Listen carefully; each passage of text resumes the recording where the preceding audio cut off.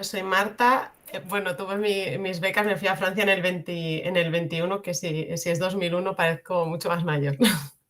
Pero bueno, hoy vamos a hablar de una pregunta que es, ¿hay bacterias en mi intestino? ¿Hay bacterias en vuestro intestino? Y la respuesta es sí, porque de hecho tenemos bacterias en todo el cuerpo.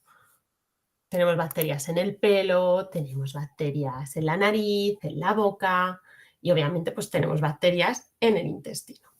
Y cuando hablamos de bacterias y decimos todas las bacterias que están en un sitio, como por ejemplo todas las bacterias que están en el intestino, todas las bacterias que están en la piel, usamos la palabra microbiota. La microbiota del intestino, la microbiota de la piel, la microbiota de la boca y así. No usamos la palabra flora.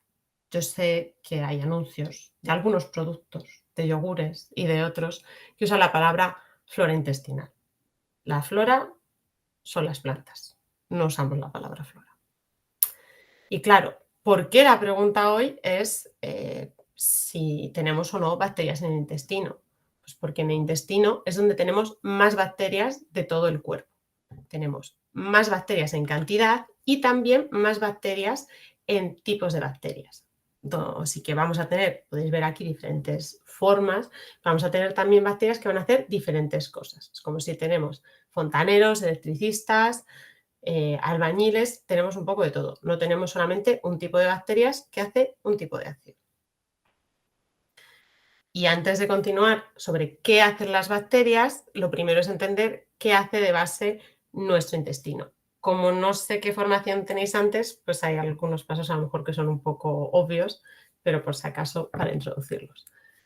Toda la comida que nos vamos a comer por la boca y sobre la que va a trabajar todo el aparato digestivo, también en el estómago, no solo el intestino, hasta el final, hasta que acaba el intestino, pues la función mayor es la digestión, que es ir haciendo trocitos cada vez más pequeños de toda esa comida que comemos, de todos esos alimentos que comemos, hasta llegar a las proteínas, los azúcares, las grasas y continuar haciéndolos todavía más pequeños para llegar a un momento en el que esas moléculas son absorbidas por el intestino para poder crecer a nivel muscular, curar las heridas, las costras que tenemos, que se vuelva que vuelva a salir la piel, tener energía para trabajar, para estudiar, para hacer deporte, para jugar, para lo que sea.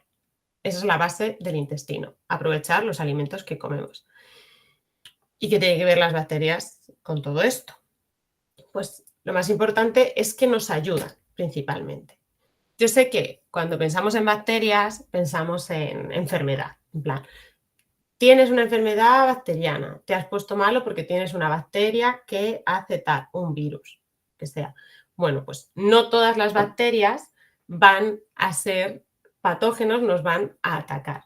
Hay bacterias que nos van a ayudar y nos van a ayudar a digerir todos estos nutrientes que vamos a comer con los alimentos para hacerlos más pequeños y que el intestino los pueda absorber bien, y también nos van a ayudar protegiéndonos. Simplemente su presencia ya va a generar como una defensa.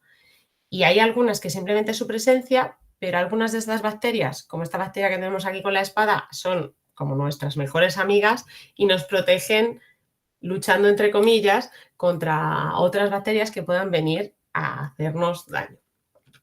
Y luego tenemos otras bacterias que están ahí, son compañeras, pero tampoco es que sean nuestras mejores amigas. Van a hacer cosas, pero van a trabajar un poquito menos o no exactamente con lo que nosotros queremos y no nos van a estar protegiendo con todas sus energías, vamos a decir. Y claro, dentro del intestino, estas bacterias, ¿dónde las ponemos? Aquí podéis ver el intestino, que es un tubo. Entonces, si hacemos un corte del tubo, pues vemos el agujero del intestino y donde tenemos una carita verde es donde nos gusta que estén las bacterias, en el medio, donde están los alimentos, por donde va a pasar todo. Donde no nos gustan que estén es donde hay una cruz roja que es pegada a la piel del intestino por dentro, que sería la mucosa. Ahí no nos gusta que estén.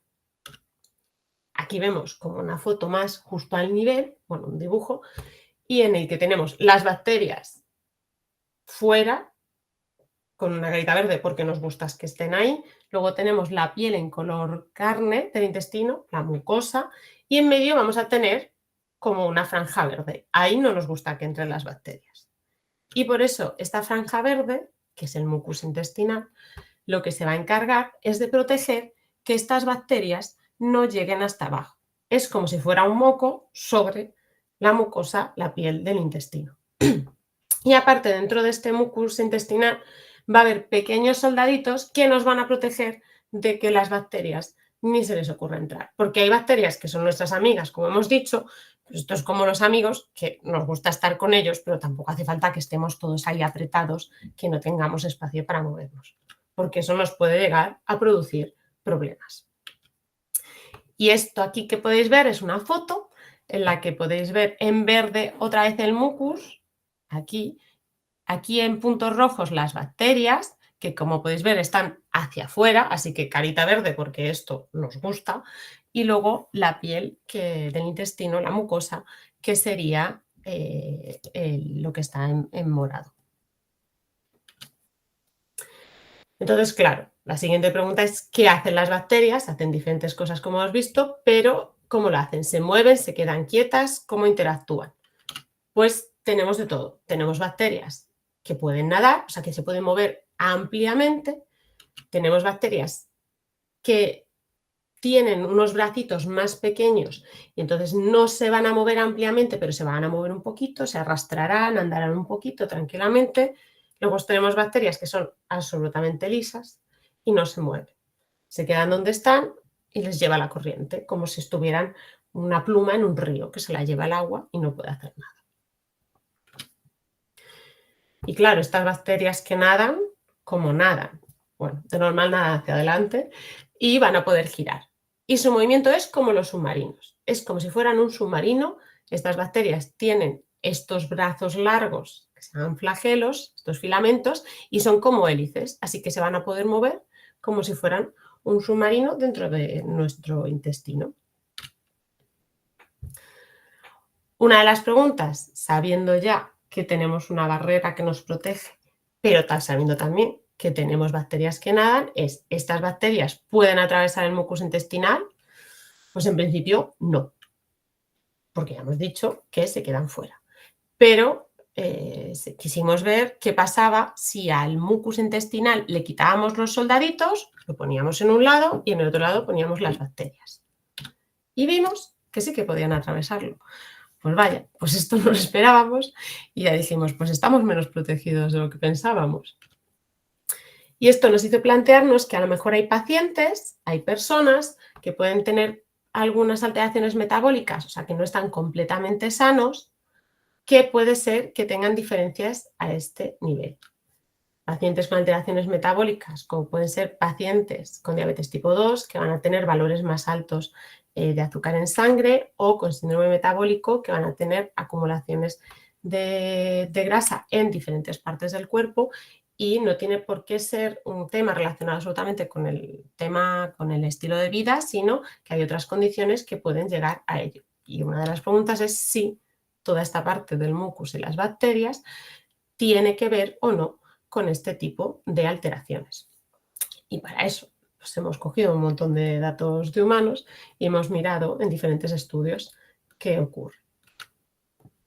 Entonces, la primera pregunta es, ¿el mucus intestinal protege a todos por igual? Esto sigue estando en estudio, pero ya conocemos nuestro mucus de pacientes sanos, en el que vamos a tener las bacterias fuera y nuestra capa verde de mucus fuerte ahí protegiendo.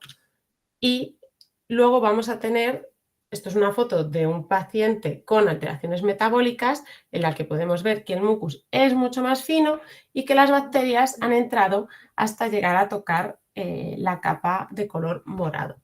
Y esto ya puede, por ejemplo, generar problemas que estén relacionados con las alteraciones que tienen estos pacientes. Así que, pues no muy positivo. Y luego otra pregunta es si todos tenemos las mismas bacterias o si hay diferencias. Y se ha visto que en los pacientes sanos hay más bacterias y de más tipos, o sea, que hacen más funciones que los pacientes con alteraciones. Hay más bacterias que nadan y tenemos más bacterias de estas que hemos dicho que son nuestras amigas y que nos van a ayudar más. Y en los otros pacientes pues hay más bacterias de estas que trabajan para ayudarnos, pero un poco menos. Así que bueno, pues con esto ya se ve que hay diferencias. Y todo esto pues se sigue estudiando también en animales y también en animales que podemos llegar a comernos, como es el cerdo. Así que como ideas para casa, pues que la microbiota, este conjunto de bacterias que podemos tener, pues no todas son malas. Hay bacterias que nos ayudan, hay bacterias que tienen diferentes tipos de movimiento, que nadan. Luego, a nivel del intestino, ¿cómo nos protegemos de las bacterias? Pues diferentes cosas, pero sobre todo este mucus intestinal, que tiene también soldaditos dentro, trabajando para que las bacterias no lleguen a tocarnos el intestino. Y luego que en pacientes con alteraciones metabólicas, pues hay diferencias tanto en la microbiota como en el mucus, y esto puede estar relacionado con los problemas que tienen estas personas. Así que la respuesta es sí, hay bacterias en mi intestino y en el vuestro, y pues si tenéis alguna pregunta, la oveja y yo estaremos encantadas de responderla. Muchas gracias, Marta, por la presentación, la importancia de la microbiota y del mucus. Y si alguien tiene alguna pregunta, adelante, como Elías Martín Borro. Esperamos que la escribáis y Marta os contesta. Bueno, mientras la escriben, Marta, yo te quería preguntar si estás de acuerdo con esta afirmación que he escuchado alguna vez de que el intestino es el segundo cerebro. No. O sea, hay mucha relación, o sea, la comida que comemos, tanto para nosotros como para los animales, es básico, o sea, es la fuente con la que luego vamos a poder trabajar en otras cosas, pero tanto como cerebro, no, porque hay algunas sustancias que puedes también encontrar en el cerebro, pero no tienen el mismo uso en el intestino, entonces ahí hay un juego de palabras que se usa, pero no es exactamente como si fuera un cerebro, para nada. Lo agradecemos, así desmentimos mitos también. Hay Bueno, una pregunta. desde el ¿Existe instituto, sí. algún test rápido que te permita saber si hay cambios en esta microbiota y su relación directa con alguna enfermedad?